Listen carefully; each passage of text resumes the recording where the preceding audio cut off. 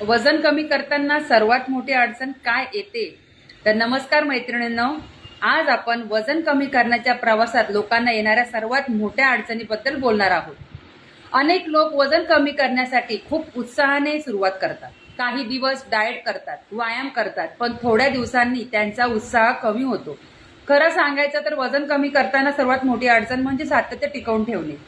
आपल्याला लगेच परिणाम दिसावेत असे वाटते, पण वजन वाढायला जितका वेळ लागतो तितकाच वेळ ते कमी व्हायलाही लागतो. काही दिवसात फरक दिसत नाही म्हणून अनेक जण प्रयत्न सोडून देतात. दुसरी अडचण म्हणजे चुकीच्या सवयी, वेळेवर जेवण न करणे, जंक फूड खाणे, पुरेसे पाणी न पिणे, झोप कमी घेणे आणि शारीरिक हालचाल कमी असणे. या सवयी वजन कमी करण्याच्या मार्गात अडथळा निर्माण करतात.